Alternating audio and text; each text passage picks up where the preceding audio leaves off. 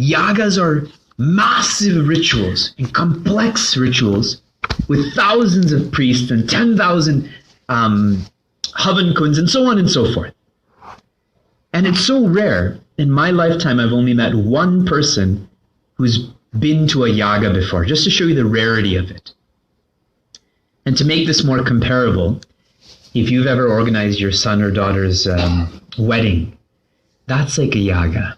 All you think about for a year is seating plan, meals, funds, gifts, travel, who's going to go sleep where. For a full year, all one thinks is wedding, wedding, wedding, wedding. That's what a yaga does, is that if I have to arrange all of this, wouldn't my mind only be on that? Time continues. Atrophy continues too. It's like my hand keeps spreading out, it becomes weaker. During Dwapar Yuga, which is Bhagavan Krishna's time, the Devatas and Rakshasas didn't live in different countries. They were in the same family. Kamsa, Duryodhana, then you have Lord Krishna and Arjuna. The selfish, and the selfless, same family. Many of us are thinking, yeah, this is so true. In our own family, it's like that. And during this time, one wasn't able to even engage in yagas. The way to enlightenment was puja. You take the macro, but I'm unable to do this, you make it into a micro. That's a puja is. And this is how people attain enlightenment in this Bronze Age. And time continues, atrophy continues too. We are now in Kali Yuga, the dark age. And in this dark age, we are unable to engage in contemplation. Whenever we contemplate, what do we contemplate on? Our knees, our back, the person who is breathing too loud next to us. Yagas I told you about, we think about arranging weddings. Puja. How many people actually engage in daily puja anymore? See, we're unable to engage in the macro either, in the micro. So the way to enlightenment in the Kali Yuga is japa. Janma pati iti japa. That which protects us from being reborn again is japa. And I told our both classes today when I met with the Balavira students, as you think, so you are, so you do, so you become. And we tried a quick experiment. I had everyone sit with their arms straight like this. Just for fun, let's do it. We'll do the experiment here. So everyone close their eyes while I go outside for a minute. No. Close your eyes and sit like this, with your arms level with your shoulders and your palms facing the roof. And your eyes are closed. My eyes are open to make sure your eyes are closed. What's hilarious is when you do this with kids, they stare at you more when you tell them to close their eyes. Okay, here we go. In your left hand, visualize your old calculus textbook.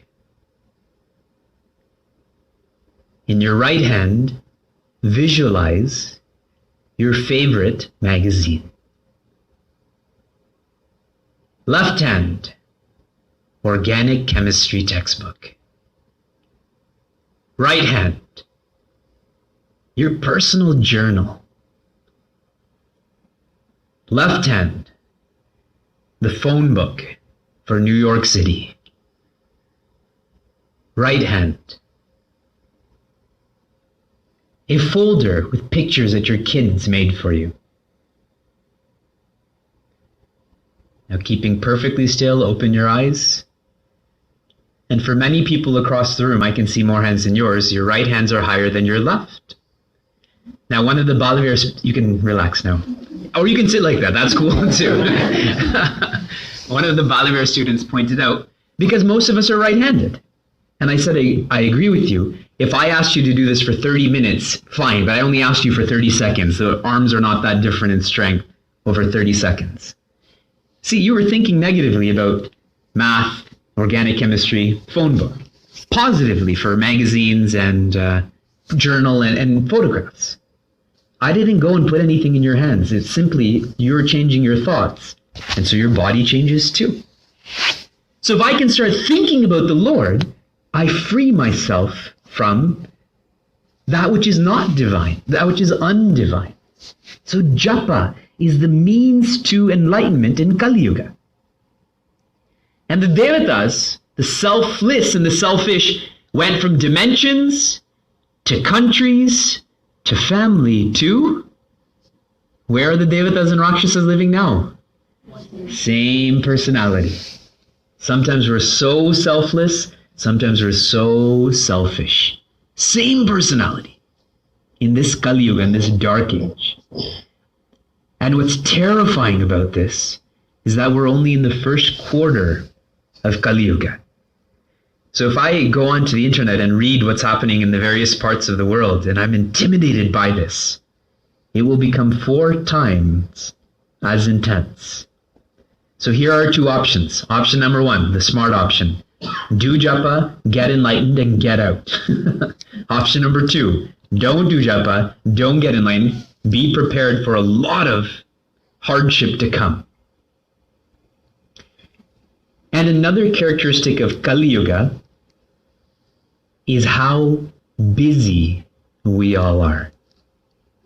Remember the summer of 2013? Fastest summer for all of us.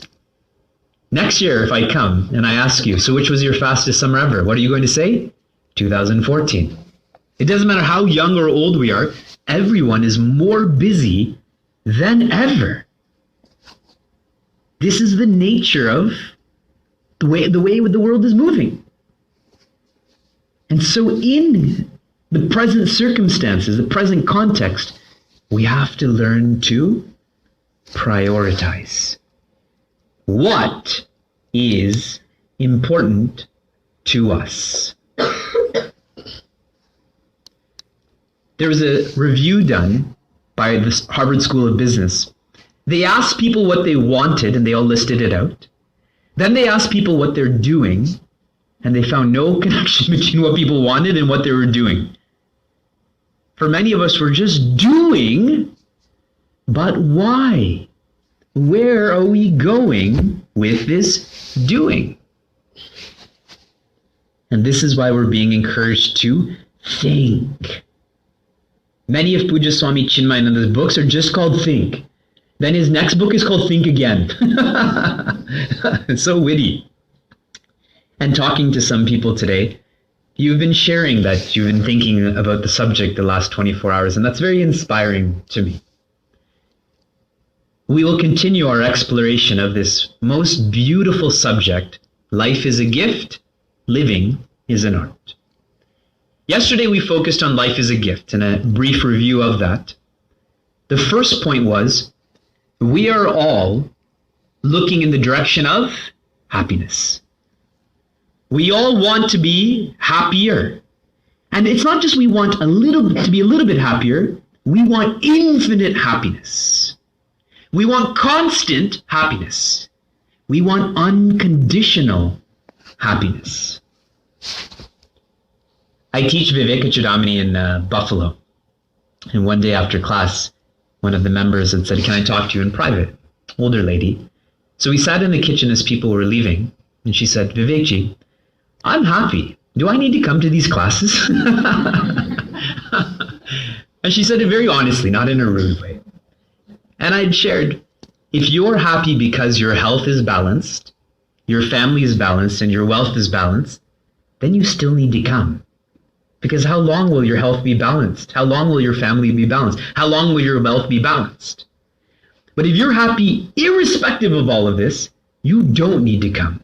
You're already living what Adi Shankaracharya is teaching.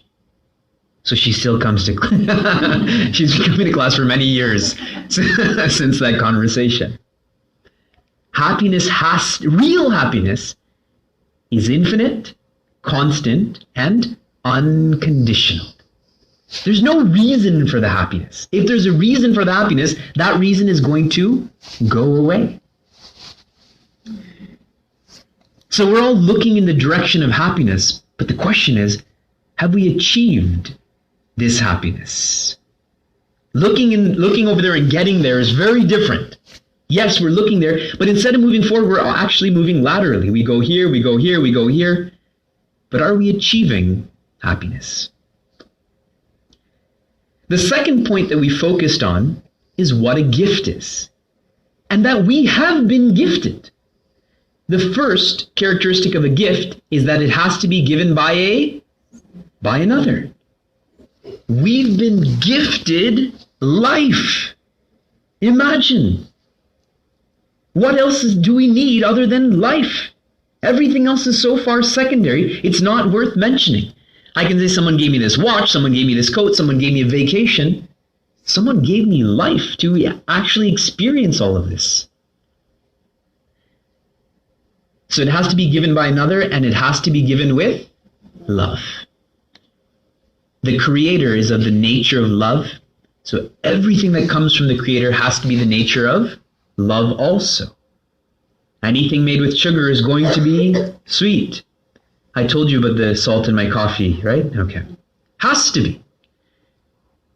And a subtle message here is that God is our well-wisher. We should learn to be the well-wishers of others as well. Not their wish fulfiller. This is where Puja Swami Tejamananda says, as parents, our children don't want presents, presents. They want our presence. They want us to help with homework or just sit in the same room. They want us to go to sports games and so on and so forth. One of our chicks, or Chinmay Yuvakender, was saying, when he was younger, he loved when his parents were around. And then he followed up, he said, not anymore so much. But back in the day, he just loved having his parents around. So we too should try to practice being the well-wisher instead of the wish fulfiller. It adds depth to one's personality. And the third point that we focused on is that all that we need, we have. All we need is life, which we have. And in addition to that, if you look at Maslow's hierarchy of needs, don't we have food? Don't we have shelter? Don't we have clothing? Is anyone worried where they're going to sleep tonight? Is anyone worried about where they're going to eat tonight? Come with me for Bhiksha if you're worried. You can stay at the home I'm staying at too. I'm inviting you to all these places. We have all that we need, so what are we crying about? What are we criticizing about? What are we complaining about? This is grade 11 biology where Maslow said, once you have all of these, start focusing on the higher parts of the pyramid. Self-achievement, sharing, love, etc. And this was the purpose of the rad that I gave you yesterday. What was your rad? First of all, how many of you remember what your rad was? Just remembered what I had asked you yesterday by show of hands. Okay? How many of you did your rad? So the rad was, I'm not going to make a comment. You already know what I'm thinking. Your rad was to identify the 5 best aspects of your life. It could be an experience, it could be a vacation, it could be a person, doesn't matter. 5 best aspects. And the purpose behind this was to show us how great our lives are. We have nothing to cry about, to criticize about, or complain about. And I don't know everyone 100%, but I'm confident in making this statement.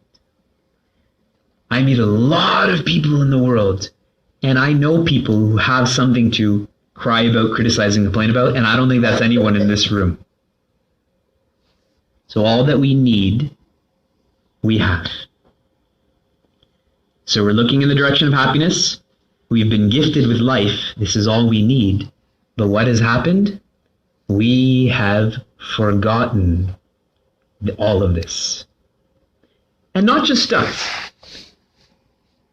When Prince Arjuna was on the battlegrounds of Kurukshetra, millions of people in front of him, millions of people behind him. And he is the man on this battlefield. One of his names is Savyasachin, someone who can shoot just as well with the weak hand as the strong hand. Imagine it. This is not typing or writing or eating. This is shooting a bow and arrow. Has anyone ever shot a real bow and arrow before? It's difficult. And not only that, there's one episode in Mahabharata Shikandi is standing in front of Arjuna. Bhishmacharya puts his weapon down, that I will not shoot at him, her. And Lord Krishna is telling Prince Arjuna, now is the time you have to shoot. This is your only chance. As long as he is there, we are not going to be there. And what is Arjuna doing? Crying his eyes out. Because imagine what Bhishmacharya has done for him, for the whole family. He sacrificed everything for all of them. And now Arjuna is told to take him out. And he's crying so much his eyes are sealed shut. But still, he's able to hit him. That's how capable he is. So what happened all of a sudden that he sees all of these people and this confident Prince Arjuna who instructs Lord Krishna, put me between both armies. What happens is that he forgets himself. He is not suffering from a capability crisis. He is suffering from a identity crisis. This is why Lord Krishna does not teach him how to shoot a bow and arrow. He teaches him who he is. He thinks he's one person.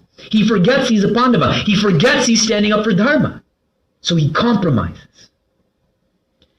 Remember I said yesterday, why do bad things happen to good people? And the first question we should ask ourselves is, are we good people? So tomorrow when you have a test, whether in your profession or a driving test or a school test, whatever it is, and someone behind you is looking for answers and they say, hey, I'll give you $100 if you can help me out. What do you say?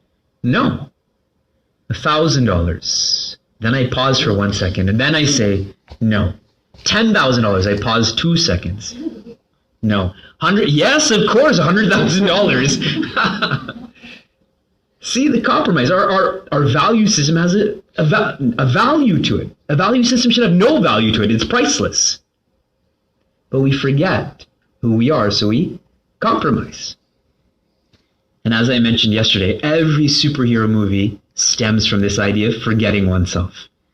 Batman, Superman. I'll highlight for you for some time The Matrix. And I'm not going to ask you if you've watched it or not, because I know you didn't watch it.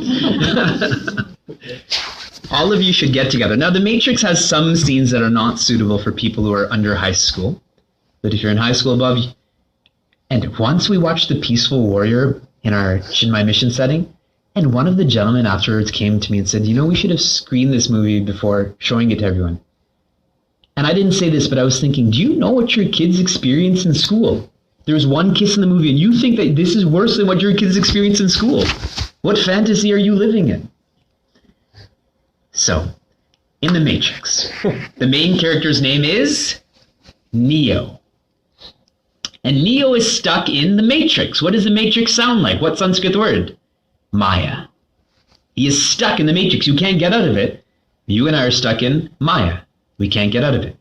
As long as you're in the Matrix, what is the color of the screen? Everything is tinged with green. Green is the color of what disease? Jealousy. I'm only jealous when I feel incomplete. When I'm happy with what I'm eating, I don't look to your plate.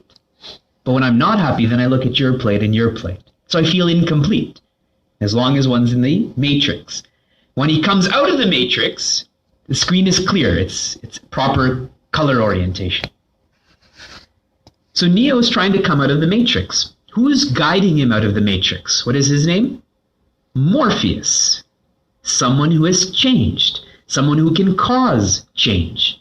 In Sanskrit, we call this person a guru. A guru was a disciple and changed, and now is causing change in other people's lives. Neo thinks he's limited. Morpheus thinks he is the one. If you change the word Neo, the letters turn into one. Neo actually stands for neophyte, an aspirant, someone who's trying to be better, someone who's trying to practice yoga to unite with a higher. And he doesn't believe in himself. He doesn't believe he's the one. In other words, he's forgotten himself, so he suffers. He tries to jump over a building, he falls. People are chasing him, he runs slow.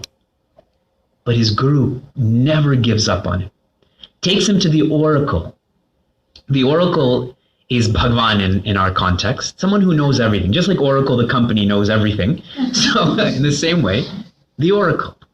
And Neo walks into the kitchen where the oracle and some of her students are, and there's a sign in Latin. And what does that sign say? Know thyself. As long as he doesn't know himself, limited. And most important limitation we have, limit on happiness. Once he knows himself, no limits. No limits to his happiness. This is what all these movies are about. We keep thinking they're action movies. They're not. It just depends on what we're looking at. Puja Swami Vivekananda was an atheist. But not like today's atheist. He was intelligent. He asked questions. He tried to find answers to those questions. And he went everywhere, but didn't find answers. Finally, someone said, go visit Sri Ramakrishna Paramahansa. Though he's illiterate, he was literally illiterate. He couldn't write his own name. I think he'll be able to answer your question. So he goes to Sri Ramakrishna Paramahansa and asks him one question. Have you seen God? And most people would make something up and start defining something. What does he say? I see God more clearly than I see you. That's what he says. Now, if I ask you, do you see God? Have you seen God? Your response should be, I've only seen God. There's nothing else but God. But we're not focusing on it.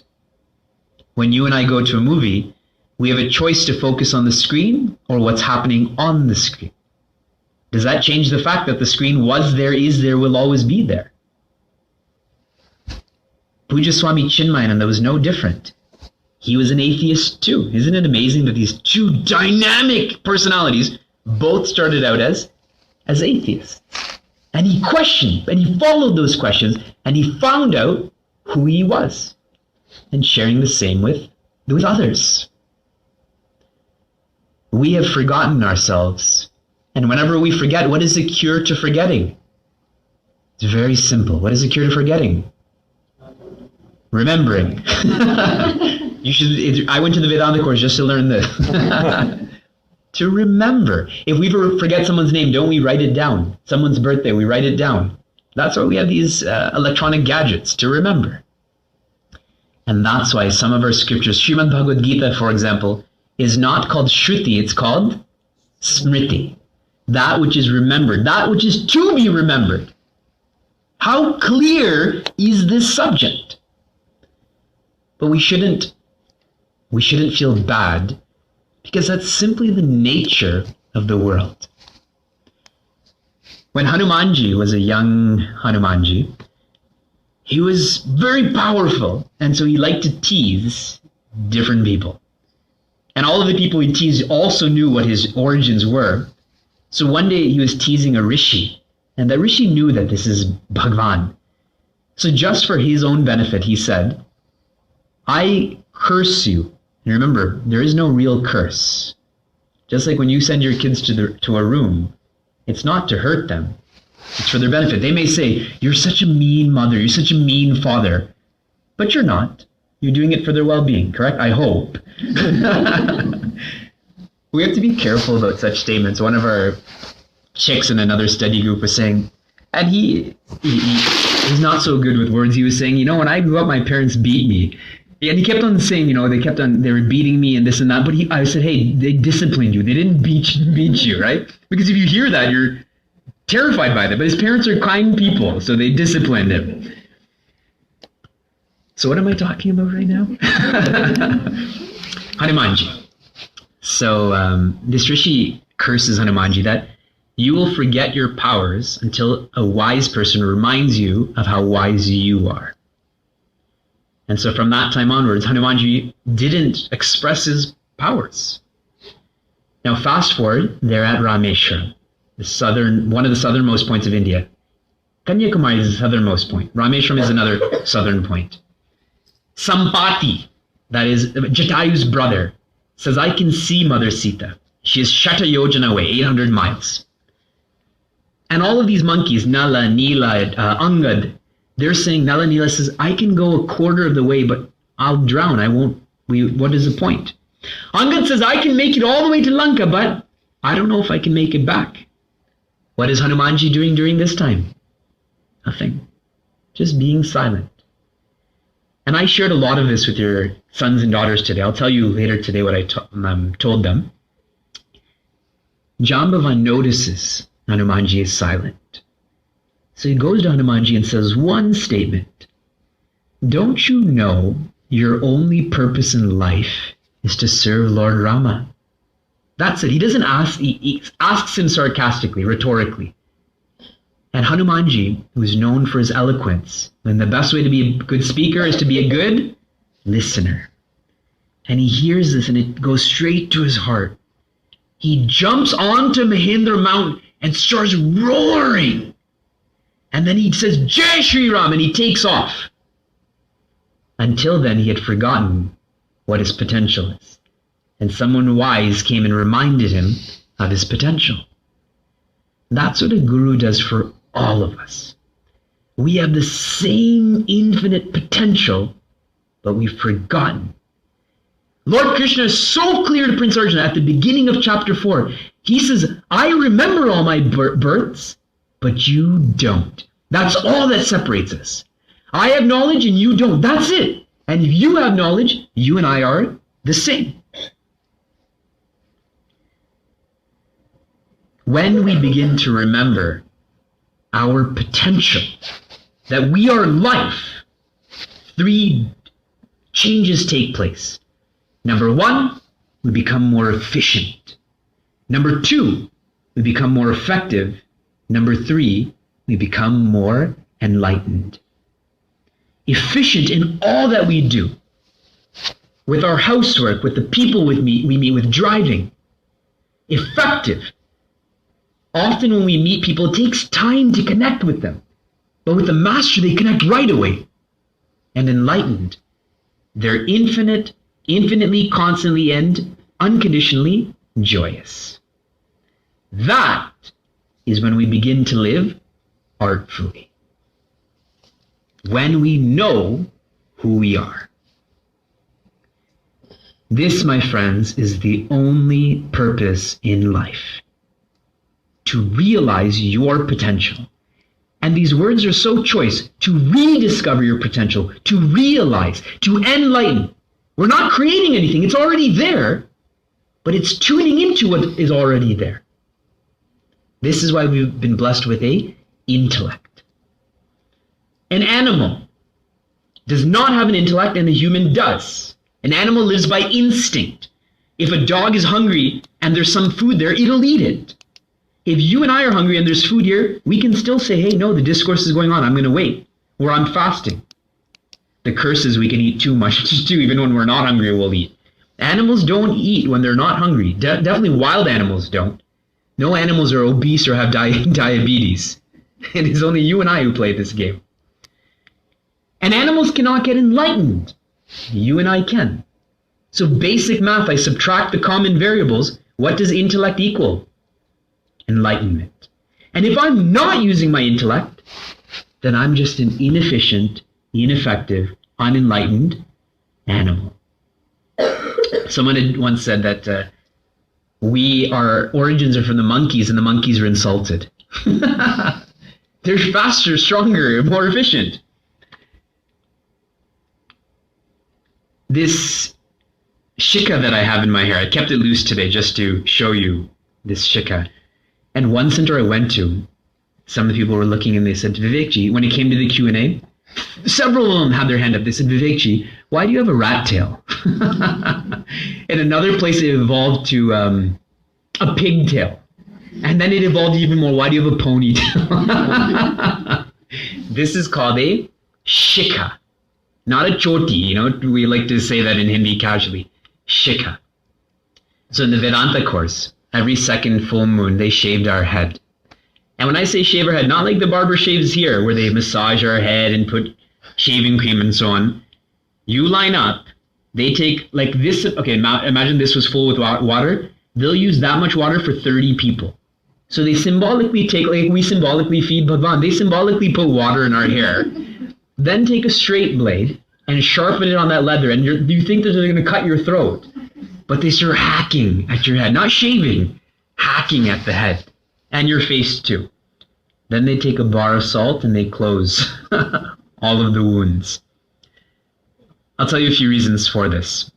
Because they're evil, number one.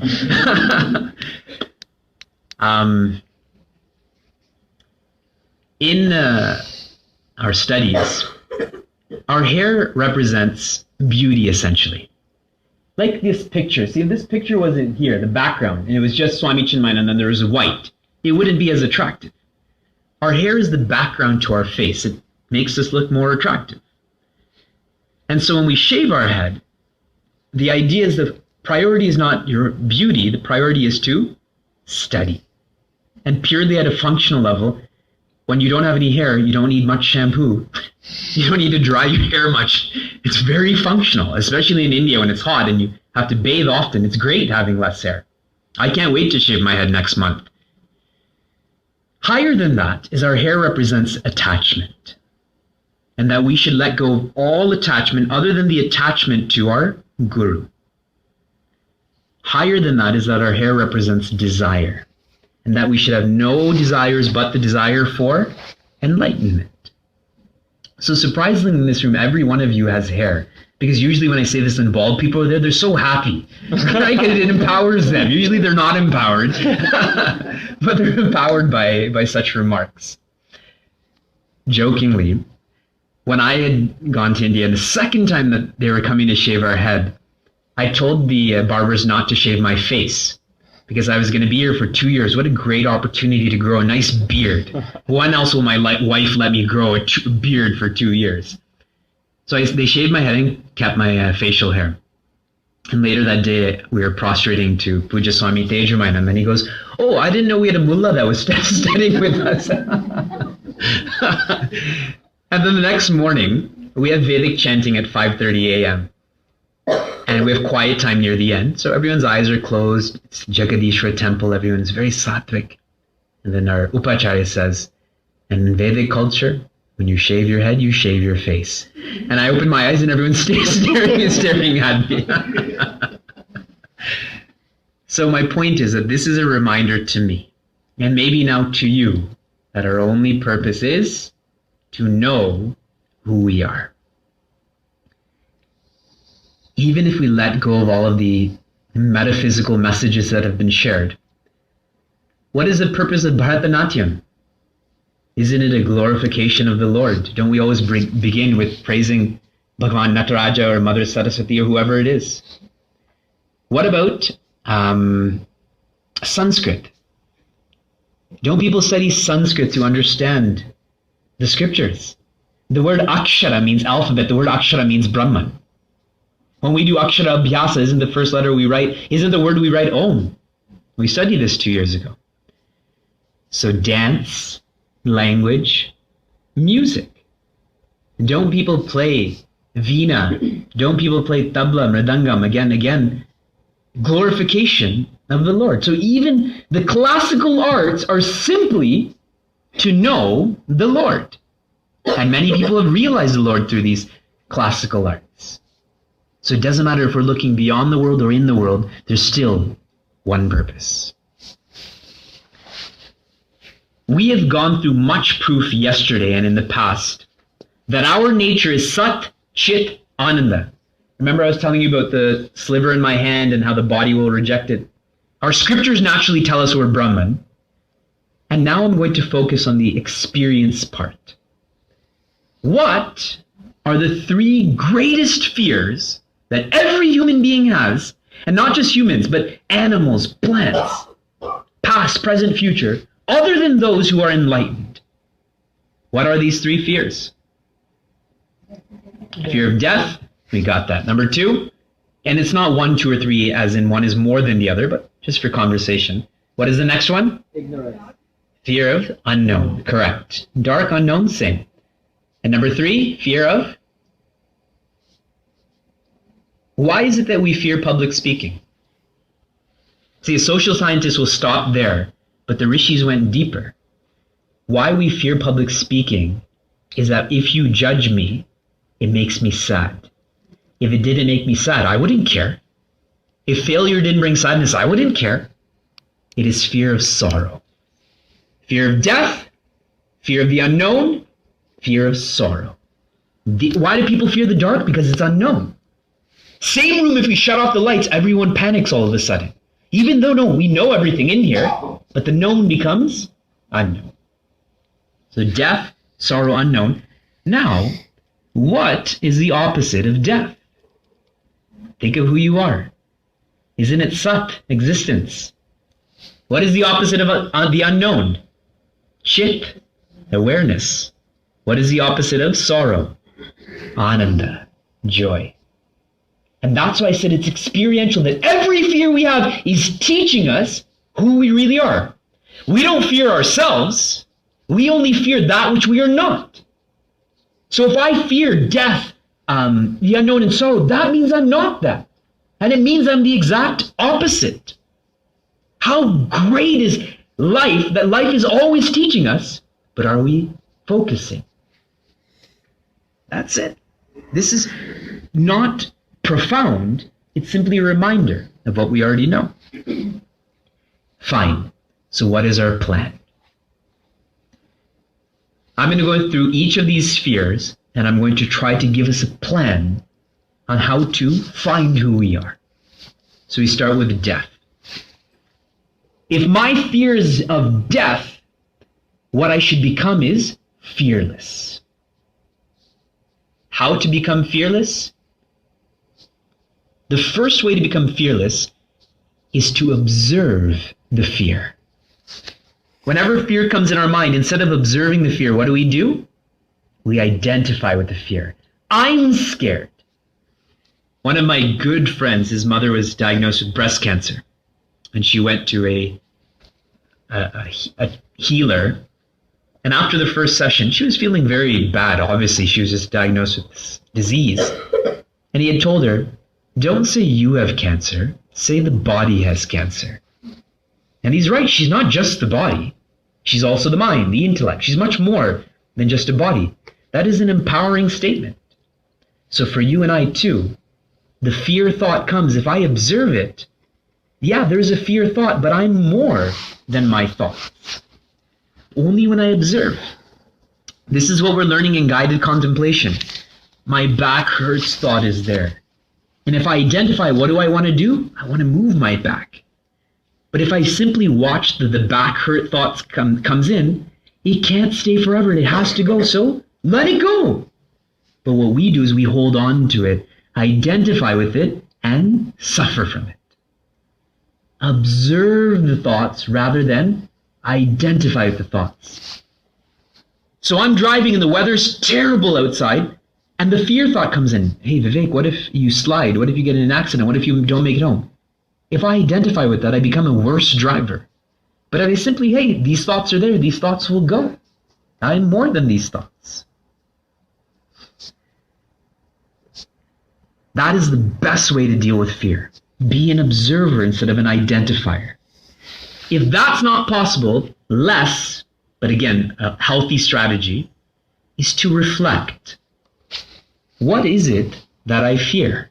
And if I think about it, there's nothing to fear but fear itself. What is the worst that can happen? I can die? We're Hindus, we'll be born again. Think, what is the worst that can happen?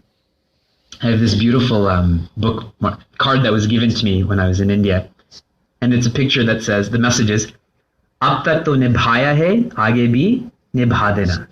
That you've looked after me thus far and I'm okay, so keep looking after me. But I always project the worst that's going to happen. And what is the worst that can happen? We're doing okay, right? Things that happen to our life, oh, how are we going to get over this? Here we are. It often makes us stronger. In the movie Gravity, the one George Clooney talks to Sandra Bullock, and her child dies when she's very young.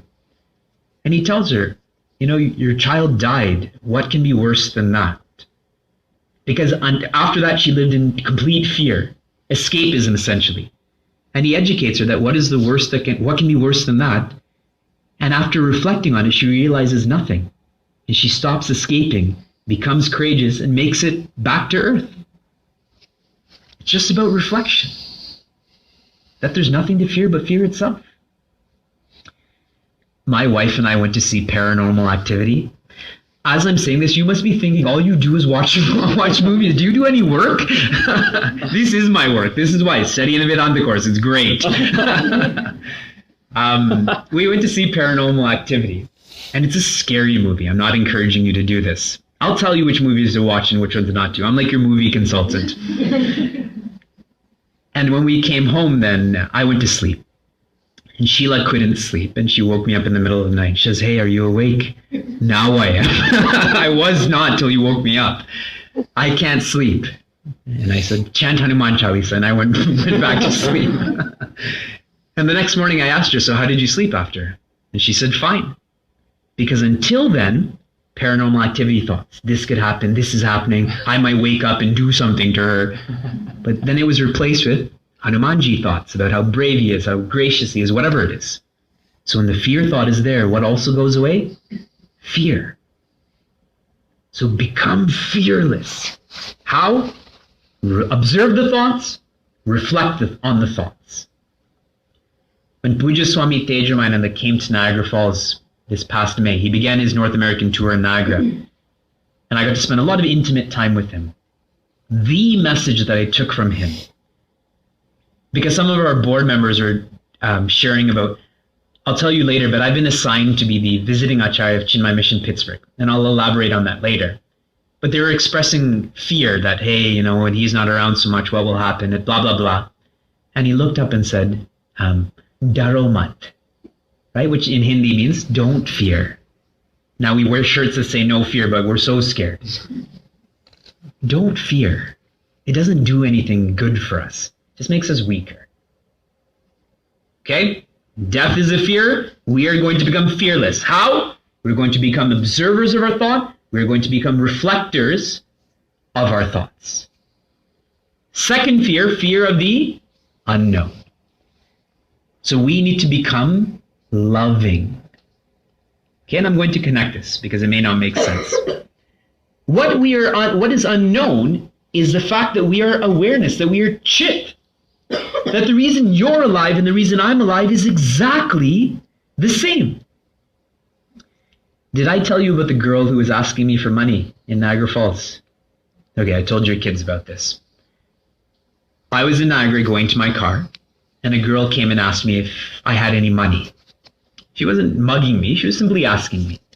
And I said no, and I was laughing in my head. It shows you how conditioned my mind is. That people don't ask me for money, I ask people for money.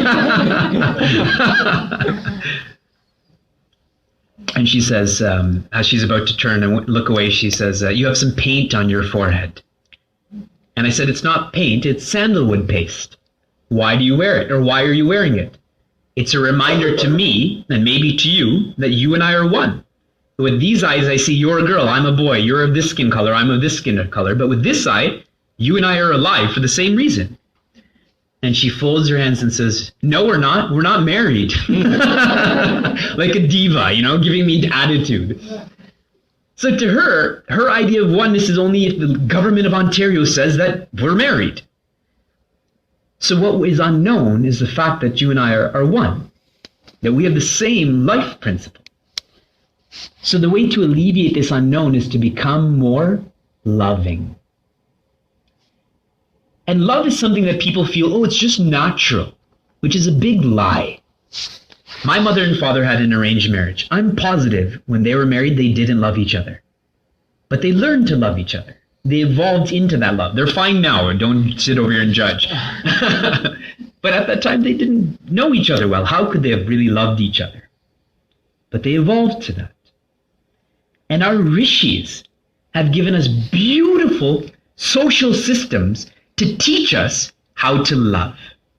And I'm going to go through two of those systems in brief. The first is the ashrama system. It's just a social system. How many ashramas do we have in life? Good. Last time I did this, people were saying 6. Just because I put my hand up doesn't mean that that's right. See the lack of clarity. Oh yeah, it might be 6. If you know it, you know it. There are 4. The first is to be a brahmachari. A brahmachari's focus is themselves. If you go to, is there a university in Peoria? If you go to a residence in Peoria at the university and you go to someone's room, it's scary, isn't it? The way it smells, the way it's being taken care of or lack of being taken care of. And even one's diet is very, they live on ramen noodles and so on and so forth. But as one goes from brahmachari, evolves to become a grihastha, if I lived the same way as I live in university with my wife, I wouldn't be talking about her anymore, would I? It requires me to not just focus on me, but to focus on we. And this we is not just a person, it's also her parents, her cousins and nieces. I can't just remember her birthday. I have to go to many people's birthdays and so on and so forth. So I have to learn how to love more. The degree has to change, the scope has to change too.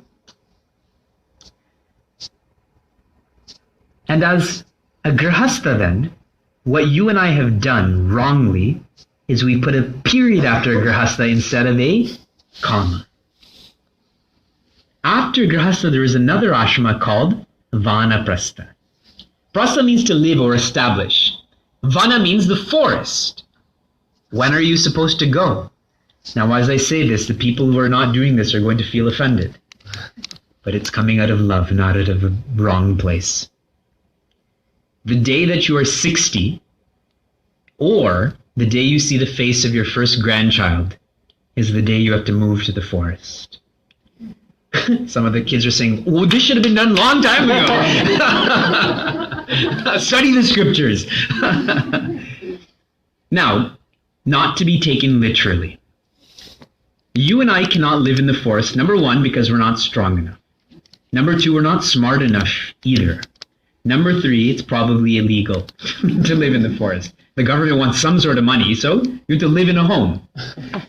What it means to be retired is non-indulgence and non-interference.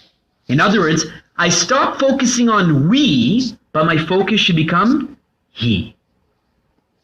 I have to evolve not just to focus on we, but he as well. Because my days are becoming more limited. Everyone dies, young and old. But as we become older, we become more definitive that we will end sooner than someone who's 12, let's say. Then we evolve more. And as a sannyasi, my focus is not he. My focus is be. That I don't have to focus on Bhagavan, I am Bhagavan. I know myself. Like Prahlad, remember we did that study yesterday. So me, we, what's the third one? He, and then be. Me, now my love, I have to learn to love by focusing on we.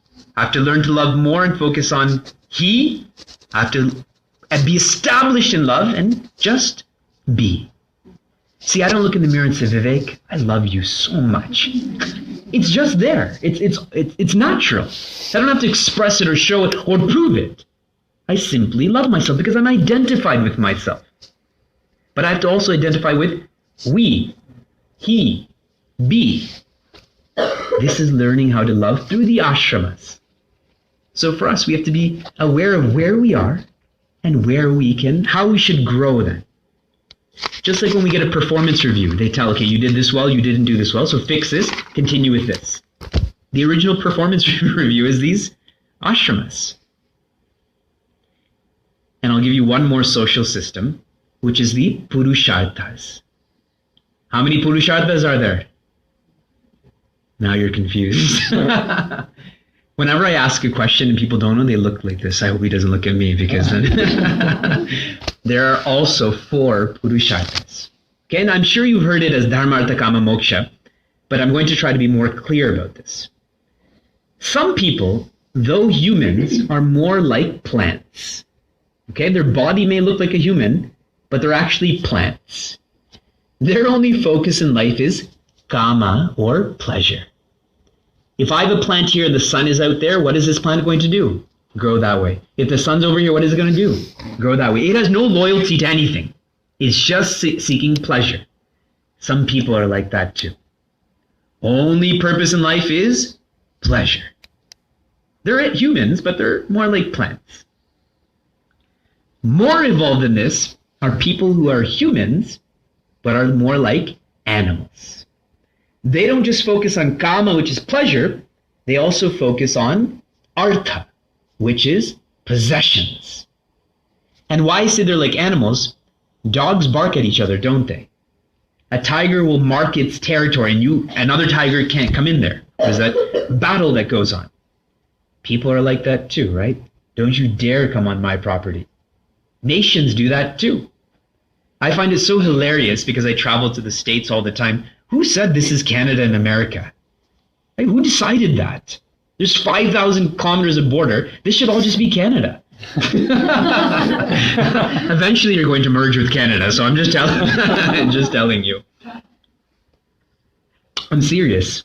And I don't mean it in a mean way. When the government was shut down, they did a study that how to fix this problem, and they said if the States merges with Canada because of the resources and how the social systems are right. But now you're all mad, so I'm going to stop. The third type of person, now we're evolving, okay? The third is a human and is like a human. Their focus is not just pleasure, not just possessions, but also position.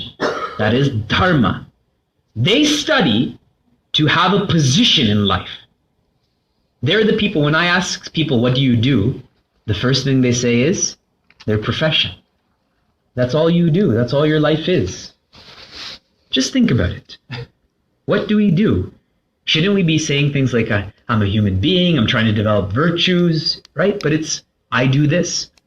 And some people, when I ask, so what do you do? And they say, I'm just a housewife. Or they say, I'm a house husband. And they mumble like that, like I didn't catch it. If you're a housewife, you're not just a housewife, you're a housewife. And you're not a house husband, you're a house husband. I'm a house husband. I'm proud to be a house husband. I don't make any money. But fine, then people can judge all they want. I'm not losing out in that.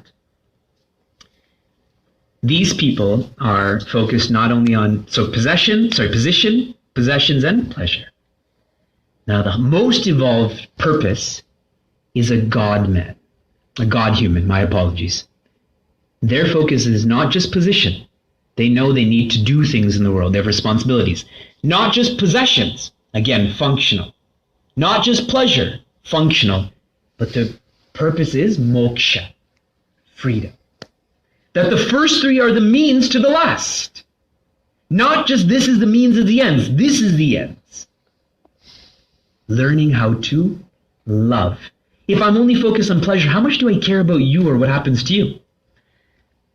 Pleasure and possessions, I bring a few people in. Position, now I bring more people in.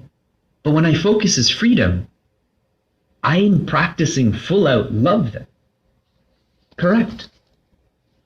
Our Swami Dhyananda, who is the resident Acharya in Washington, D.C., I was having Bhiksha with him, and a little girl came and said, Swamiji, did you have to give up your family to become Swamiji?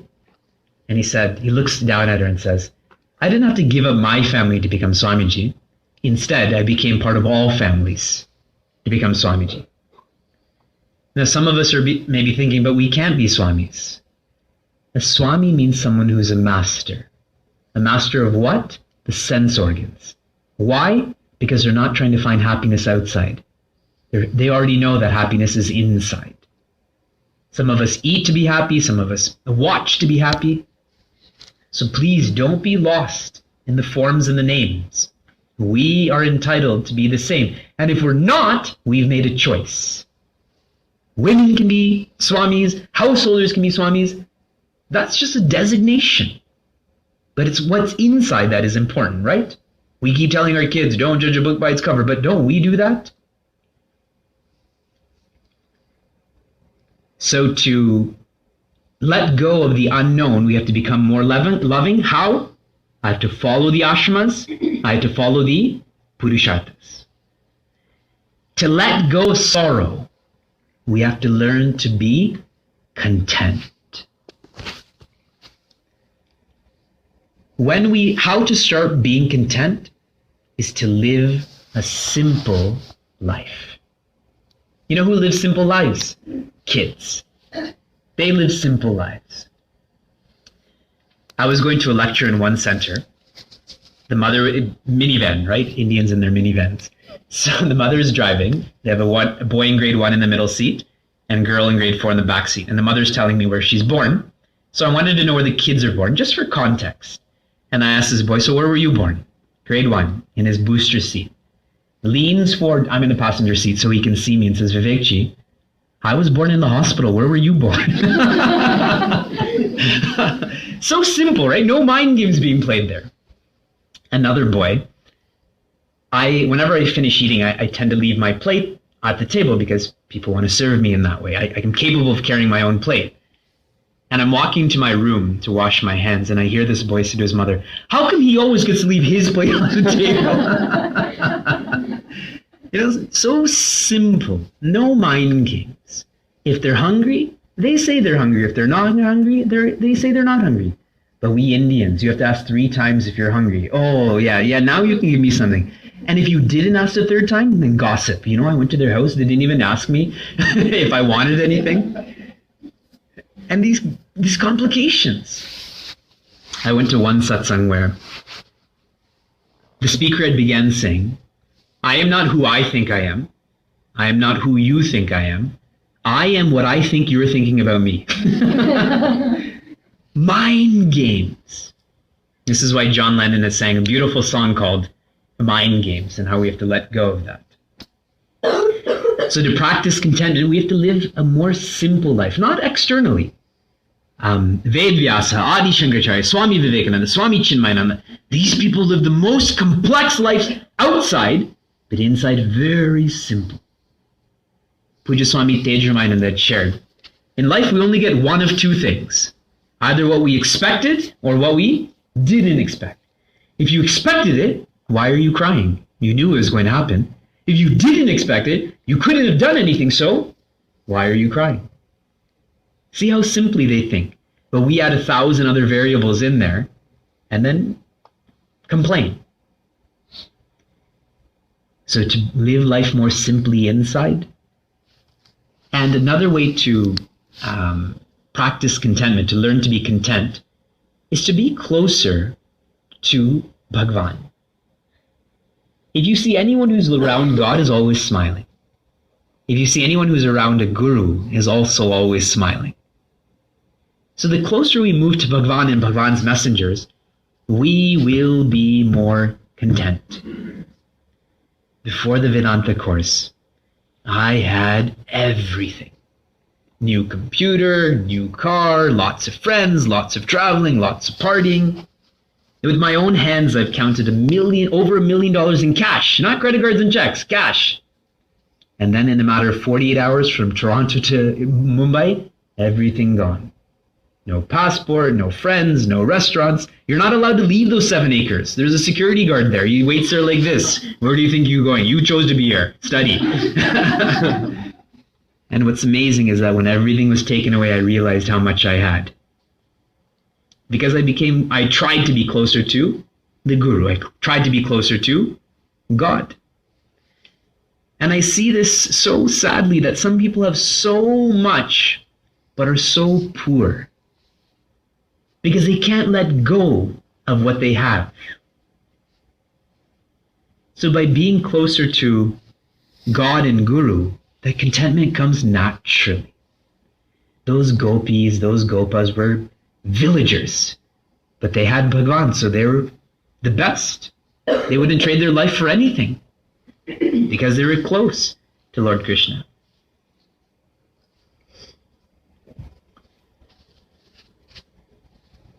The last 2 evenings, we've been exploring life as a gift, living in art.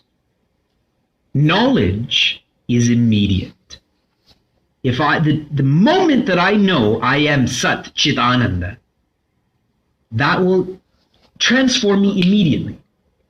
But to understand and appreciate that knowledge is not immediate, is it? It's quite immediate. We've been together for 3 years now, and I'm sure we're closer to Satchitananda, but I don't think we're fully established in that. I'm being polite right now, am I not? Swami Chinmayananda was having trouble understanding this. He said, why do I have to study the scriptures? He's telling Swami Tapovanam that, his guru. So Swami Tapovanam said, go get me some water. This is in Uttarkashi. So he treks down to the Ganga and he gets a glass of water and he brings it back to Swami Tapovanam and says, here's the water you asked for. He said, I asked for water. This is the water. I told you I only want water. How can I just give you the water without the cup? How can I find out I'm Satchitananda without the scriptures? How can I find out I'm Satchitananda without the Guru? So practice. Practice living what the Guru teaches. Practice what the scriptures teach. For those who are in the older class today, I told you that the scriptures are compared to a, what did I say? A manual or a map. It teaches me how to make best use of life. That's what a manual does, right? A map teaches me how to get from where I am to where I want to go. Practice. And many of us, because of our educational system, criticize without trying to understand, and we believe we're intellectual. When we're not, that shows how unintellectual we are. Someone who's intellectual will study before they make a judgment. Someone who's not intellectual will just judge freely. So if I have something against this whole system, which is Guru, scriptures, knowledge, Bhagwan, Brahman, I have the right to criticize only after I've studied, only after I've tried to understand. Remember the famous story of the boy who went to Mahatma Gandhi, the grandson, and the grandmother told Mahatma Gandhi, tell my grandson to stop eating so much sugar. And Mahatma Gandhi listened to her, thought about it, and said, come back in 2 weeks. So they left and they came back in 2 weeks, and the grandmother brought this grandson again. This time Mahatma Gandhi sat with the grandson and said, you shouldn't eat cigarettes, sugar, etc., etc. Then the grandmother had said, why did you tell me to do this 2 weeks later? Why didn't you tell me at that time? And Mahatma Gandhi said, because at that time I was eating too much sugar. How can I tell him not to if I'm not even practicing it? So practice. In Sanskrit we call this abhyasa. Abhyasa yoga. It's an actual philosophy. In chapter 6 of Srimad Bhagavad Gita, Lord Krishna spends so many shlokas on teaching dhyanam. And at the end of it all, what does Prince Arjuna say? This is hard. I don't think I can do this. And Lord Krishna says two things. Abhyasa, which I've just told you, practice. With abhyasa, shakya. Shakya means this is possible. So for you and I who are thinking life is a gift, living in art, great. It is poetic, it is entertaining, but when we leave here, what gift, what art? I can't do this. Practice. If I don't practice, how is anything possible? There's an awesome Chinese proverb. When is the best time to plant a tree? 20 years ago. Next best time? Now. Start. And as we start, be careful with your thoughts. We already studied yesterday, it's the most creative and destructive force. A man worked for a company that transported frozen food from city to city in India back in the day. And he was in Madras, that's why I said back in the day, and he's in his compartment and he's checking to make sure all of these food items are there. And everything is there and he goes to leave this compartment, but the door is stuck. So he starts pulling harder, no movement. He tries to find something to pry this door open, but still it won't move. So he starts kicking and banging to get someone's attention. But the train had started and it's loud. These are these old trains. And so the train left Madras and got to Delhi. And there the company that's expecting the food, they open the compartment from the outside and they see this person almost blue, shivering on the floor. So they call the ambulance, they come, they take him away to look after him, and they have to call the police too. They're concerned someone did this on purpose, foul play. So the police are there now. They're looking at the locks and the fridges and all of this stuff. And one of the inspectors, the detective, says, stop the investigation. Everyone says, why? This person did not freeze because of the compartment, because the refrigeration is not working in this compartment. He believed he would freeze, and so he began to freeze. If I believe that I won't be able to do it, then I won't be able to do it. But if I start to believe I can do it, I will raise my chances of being able to do it. Remember Roger Bannister? Who is Roger Bannister? First person to run the 4-minute mile. After he did, within weeks, many people ran the 4-minute mile. What happened? Did they find a new food? Did they find new shoes? He believed he could do it, then many people believed they could do it. I was explaining this in a center. I said, who is Roger Bannister? Nobody said anything. So I said, he was this old gentleman who developed insulin and saved so many people. And they're like, oh, yes. That's not true. I just made that up. And I realized I can say anything from here. And oh, good thought, Vivekji. Think. Don't believe me. Call my bluff. What Puja Swami Chinmayananda used to say is, longer the beard, more the suspicion. So I don't have a long beard, but the younger they are, the more suspicion.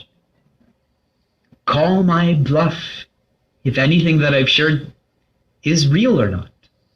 But the only way to know is to try. How do we know if we're living artfully? By living in such a way that the person who gifted us life feels like they gave too little, because we're making such good use of it that they should have given us more so we can do more with it. Just like an investment, if you give me $500 and I turn it into $5,000, you'd be thinking to yourself, hey, why did I only give $500? I should have given $50,000. The way we live should be the same way. Long question. Is this a question or it's a question? Whoa.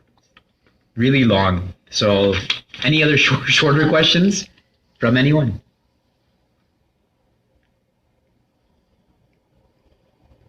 Three, two.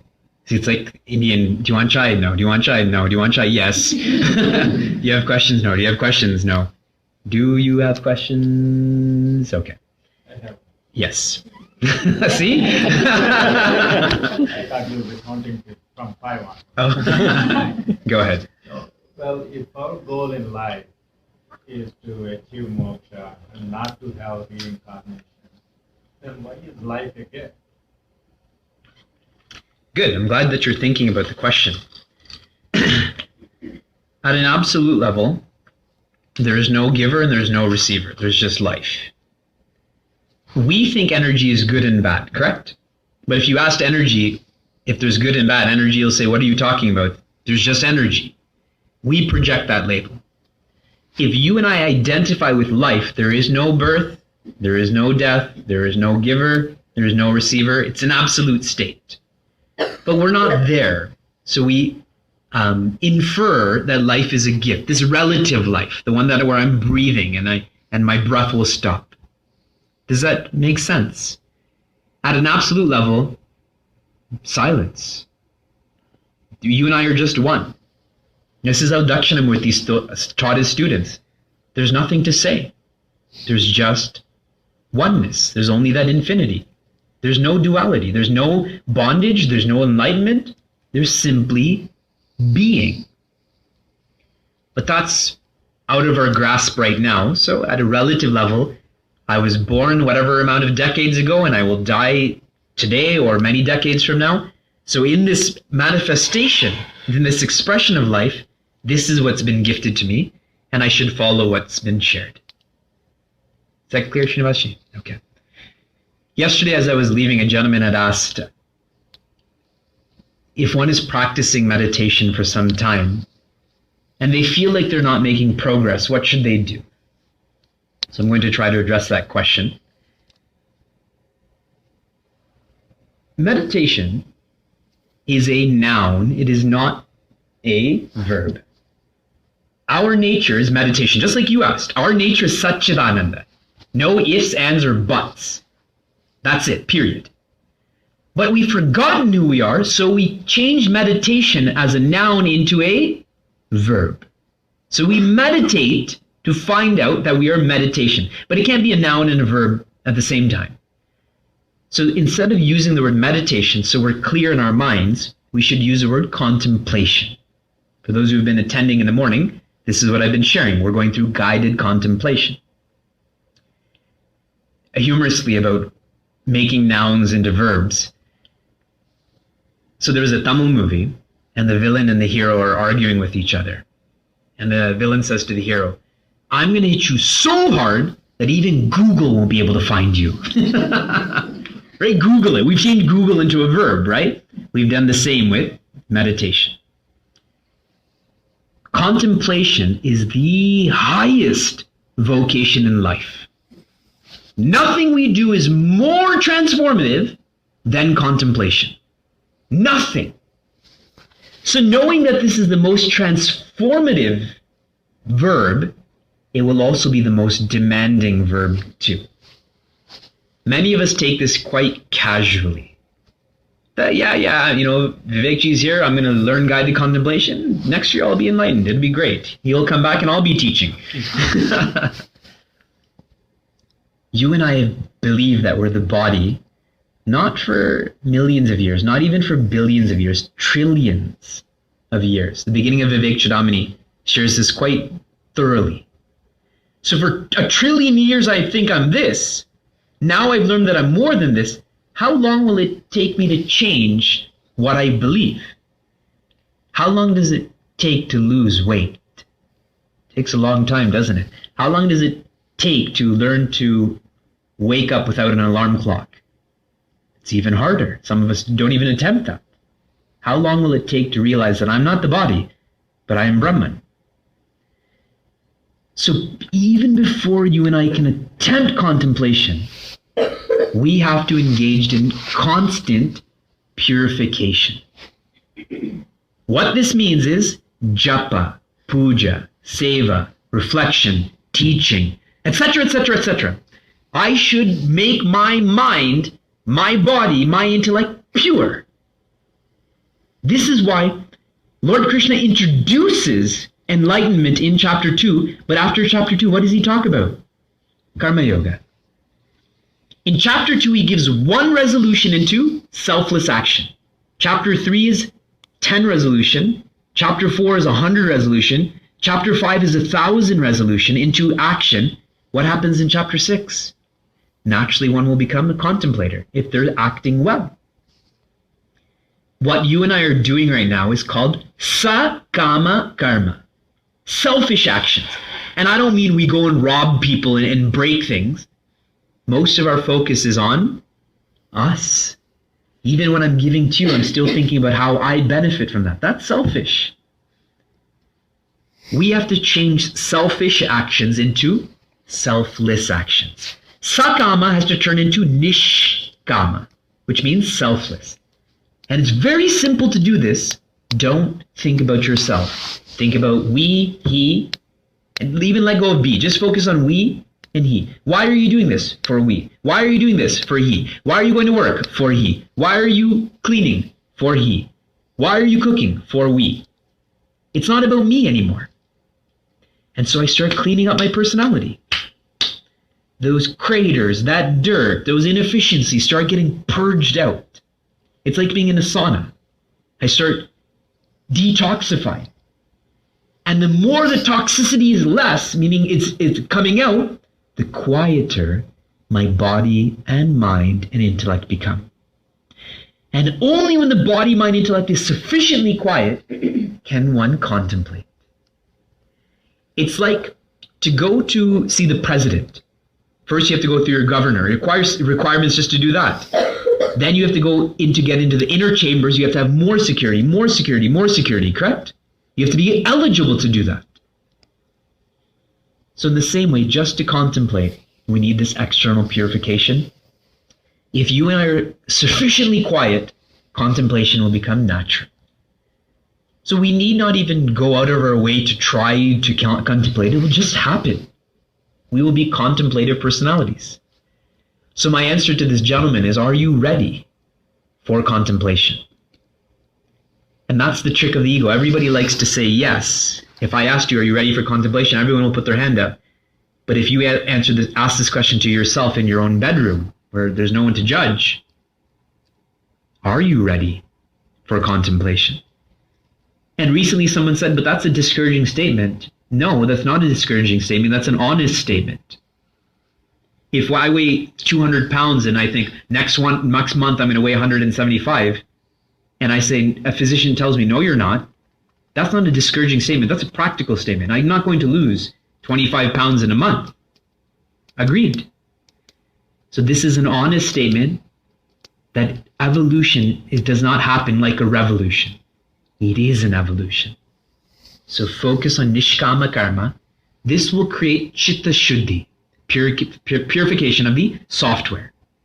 Chitta shuddhi will create tyaga, renunciation of the ego. And it's momentum. Once I begin building momentum with nishkama karma, it'll naturally flow this way, flow this way. I'll have to try less. It'll just become natural, like running. It's hard to stop, but starting requires all of that effort.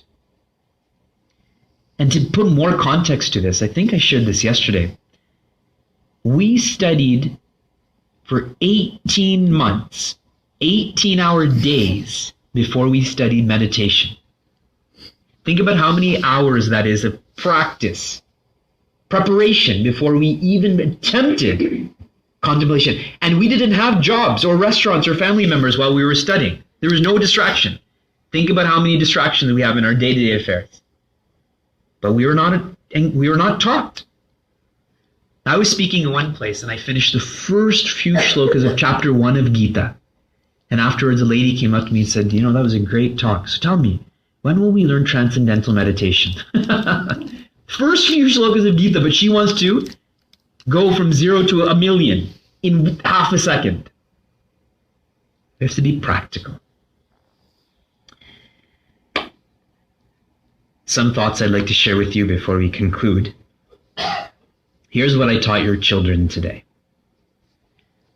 For the younger grades, that was grade 3 to 6, we focused on going from human to Hanuman. And we studied 8 virtues. Buddhir balam yasho dhairyam nirbhayatvam arogata ajadyam vakpatutvam cha Hanumat smaranat bhavet. But it was amazing how fast 2.5 hours went, that we were only able to cover the first 4 of these virtues. And in studying these virtues, we understood what the purpose of religion is. Many of us, if asked, are you a religious person? We say, no, I'm spiritual. And you have to say it like that with so much finesse. I'm spiritual. Religion is a combination of philosophy and practice. With just philosophy and no practice, what happens? Nothing. Just practice, no philosophy, what happens? Nothing. But when they're combined, change takes place. But you and I don't understand the rituals, and we focus on the philosophy, so we call ourselves spiritual. It's a made-up term. It's a contemporary term. And people who only focus on rituals are ritualists, and we're either ritualists or spiritual. But both are incomplete. The purpose of religion is the development of virtues. Why? Because it takes me to the virtuous. Who are the virtuous? Hanumanji, Lord Rama, etc. That's it. That's the purpose of religion. So the next time someone says, are you spiritual? Are you religious? Say, I'm religious. And explain to them why you're religious. Otherwise, we go on with these fake terms. Hanumanji is the embodiment of virtues. So we studied his virtues, hoping that we can practice the same and move towards him. And who is he close to? Lord Rama. And what is Lord Rama? Joy. In other words, they are where they need to be, where they want to be. Happiness. With the older class, we studied the being epic through our epics, grades 7 through 12. And we studied the main authors of both Ramayana and Mahabharata. That is Ratnakar, who became Sant Valmiki, and Lord Ganesha, who's a scribe. The main students and devotees in Ramayana and Mahabharata is Hanumanji and Prince Arjuna. The main teachers and Bhagwan in Ramayana and Mahabharata is Lord Rama and Lord Krishna. From Sant Valmiki, we learn how to be open. He was open to change, wasn't he? He went from a dacoit, I like saying that word, but with an Indian accent. I don't make fun of the Indian accent because I don't think anyone has a strong Indian accent, but that word has to be said with an Indian accent. Otherwise, no one understands. Dacoit. What? Dacoit. Oh, yeah. Now we get it. Open. And we thought about how to practice this, so I told them that you should try eating different foods. That is how to practice being open. For Hanuman, for Lord Ganesha, what we understood about him is that he is a good listener. Right? To write all of those 100,000 verses, he has to be a good listener. And the way that we're going to practice this is to not interrupt people when they speak, especially not their parents. To let their parents finish their sentences. You can thank me later. And for the main student in Ramayana, we took on Hanumanji. And what we learned from Hanumanji is to think. Hanumanji he thought before he spoke, he thought before he acted. And the way that we're encouraged to practice this is before rushing to school, is to take 5 minutes and go for a quick walk, without a headphone, without a telephone, without anybody, and to think about their lives. Who are they? Are they happy? What are they doing with their life? Not about homework or what they're going to eat or what they're going to do tomorrow, but those core questions of life. Tomorrow from 8:30 to 11:30, we're going to take up the next 3. For Prince Arjuna, the virtue that we're going to learn from him is discipline. The difference between a disciple and a devotee is discipline. Many people are devotees, but if asked to change, but few are the disciples, and those are the people who are disciplined enough to change. Arjuna changed, didn't he? He went from a crying baby, and I'm saying this just for poetic reasons, to being the man. He won that war. From Lord Rama, what we are going to learn is to be even. He was always even-minded. Lord Rama, you'll be the king of Ayodhya. What does he do? Smile. Lord Rama, you will be the king of the forest for 14 years. What does he do? Smile. For us too. You get picked first? Smile. You get picked last? Smile. You have to sleep on the bed? Good. Your cousins are over, you have to sleep on the floor? Good. You have to give up your room? Fine. Smile. To be even. And from Lord Krishna, what we are going to learn is to smile. Both Lord Rama and Lord Krishna have the worst lives. Worst. All of our lives, all the worst experiences in our lives combined is their life. And throughout both, they were even-minded and they smiled. So tomorrow we're going to explore that. And I gave them many rads. Their first rad was, the first rad is, and you may not like this, tomorrow I've asked them to come to the Oberoy's home at 5:25 a.m. to play basketball. So if you're willing to drop them off, this is Archana Oberoi. They were going to play basketball at her home at 5:25 a.m. Not p.m. I will be in a different city at this point. a.m. And this is just for the older classes. We don't want people to get hurt. That was their first rad. And it's connected to what they're going to learn tomorrow. The second rad is that they have to wear full Indian clothes for tomorrow. When they come to that 8:30 a.m. session, full Indian clothes. Best is dhoti and kurta. We had a discussion once on Halloween, and I jokingly told everyone, dress up for our discussion for our study group. So the home where the study group was, the hostess, she dressed up like me. And it was very good. In Iowa City, instead of celebrating Halloween, they celebrated Diwali or something like that. And they all had to dress up as characters from the scriptures. And it was great. And instead of chocolate, they gave mithai and stuff like that. Diwali, or whatever it is called. So full Indian clothes. The third rat I gave them, they had to practice silence for 15 minutes. Not sleep, silence. And I've asked them to write in one line what they learned about themselves in those 15 minutes. And the fourth rat I asked them to do is to come tonight. And some people have fulfilled that rat. The first and last were optional. The middle two are not optional. I'm just letting you know what I've asked for them. So in January, Puja Swami Tejamananda assigned me to be the visiting Acharya of Chinmaya Mission Pittsburgh. For the past few years, every other week I'm in a different city. So Niagara somewhere else, Niagara somewhere else. And this makes me be outside of the Niagara area, outside of a 3-hour distance for more than 180 days a year.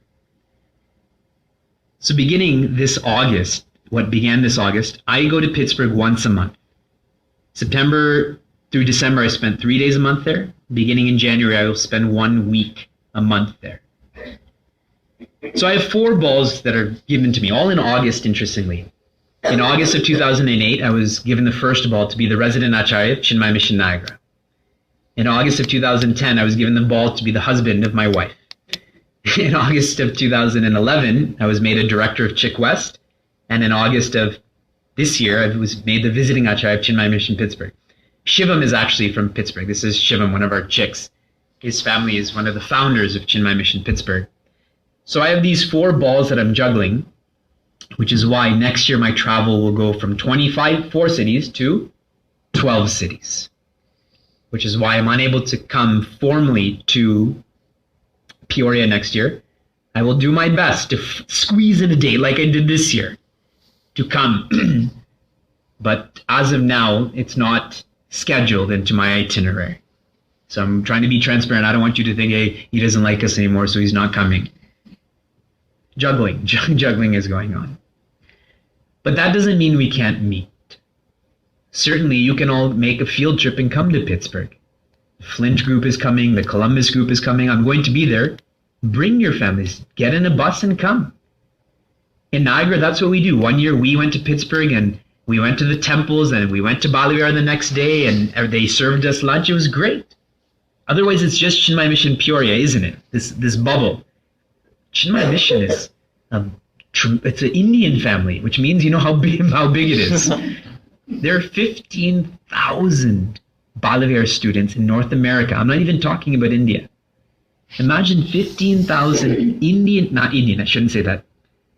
Kids study our scriptures every Saturday or Sunday. How bright is the future when that many people are studying the scriptures? We're all happy we're getting this now, but wouldn't it have been better if we got it decades ago? We'd have these tools to live a more full life. So come and visit me. And we're doing 2 special retreats next year. Please mark these down in your notes or in your mind. May 2nd to the 4th in Pittsburgh, we're doing a retreat called Understanding Marriage, the Joy of Change. A lot of people fear marriage, especially those who are not married. Why? Because they talk to people who are married. In many religions, you can't get married unless you go through training. That priest will not marry you unless you go through counseling or whatever it may be. This is our attempt at creating such a program. So Acharya Vilasaniji, she studied Vedanta in the 70s, back in the day. Trained marriage counselor. She's a Western lady. And myself, who have studied Vedanta and am happily married as well. We are going to facilitate this retreat for those between the ages of 25 and 45. Okay, some people's hearts are broken right now. If one of your, I'm not saying one of your spouses, if your spouse, monogamy, okay? I'm advocating monogamy. If your spouse falls into this age range, thank them because you can get pulled into them. No one younger and no one older, other than if you have a spouse here. You don't need to be married. That's why I said if you're going to get married, if you want to think about this, if you have children, doesn't matter. This would be a great gift. If you're not in this age range, this would be a great gift to give to someone in this age range. Okay? May 2nd to the 4th. The next is, and you're lucky, this is happening in Indiana. We are doing our Devi retreat, a retreat just for Devis. A Devi is someone who is 29 and above and a female, okay? And this is a retreat that we're going to study Vedanta, but catered to the challenges that our Devis face. And we know what those challenges are. We did it this year in DC, and it was awesome. We had 75 women from all around the world who came, from London, from Seattle. They loved it. And the Chicago group was so inspired that they insisted that they be the host city for 2014. So Chinmay Mission Indiana is organizing it. So it might be in Indiana, it might be in Chicago, wherever it is. That is October 10th, 11th, and 12th. Okay?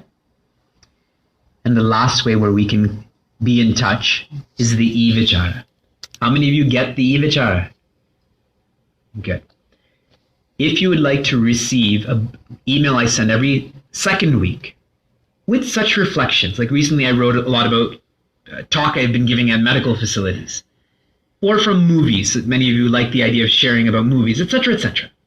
It's simply to encourage us to think. And I include TED Talks and on Twitter and Facebook and audio podcasts and webcasts and all that. I will leave a sheet of paper here. I'll leave a sheet of paper over there on that table. That way there's no confusion here. Please write your email address clearly, because what happens if it's not clear? You don't get it, and the next time you see me, you sit there like this. Hey, how come you're not sending it to me? And the bad part for me, someone else gets it. Just recently, someone signed up someone else's email address, and they immediately wrote back, hey, how come you put me on this? I don't want any of this. And how come I got stuck in the middle of all of this? So write it clearly. It's not a question and answer forum. I cannot answer questions over email. It's impossible. It's simply to encourage thinking. Cool? I am doing the assembly tomorrow from 11:30 to 12. So if you usually don't come on Sundays, tomorrow you better come. At least from 11:30 to 12. We start at 10. Overall, for everyone, it starts at 10. I expect to see you here at 10 at wherever we meet at 10 a.m. If you're not there at 10, 11:30 for sure. And then I will leave at 12 o'clock because I have a discourse in Munster at 4 p.m. Good? Okay. I will conclude with a prayer, and Venkatesh will share some thoughts, and then we will do Arti, and I will give all of you prasad, because if you don't get an apple, then you didn't learn anything, right?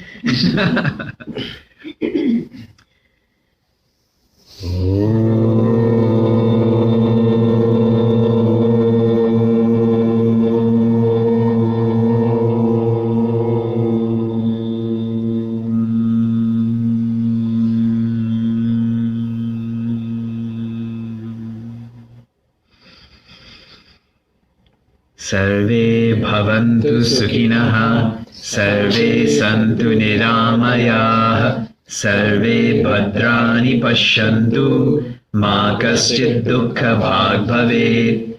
Om shanti shanti shanti. Harihi Om Shri Gurubhyo Namaha. Harihi Om.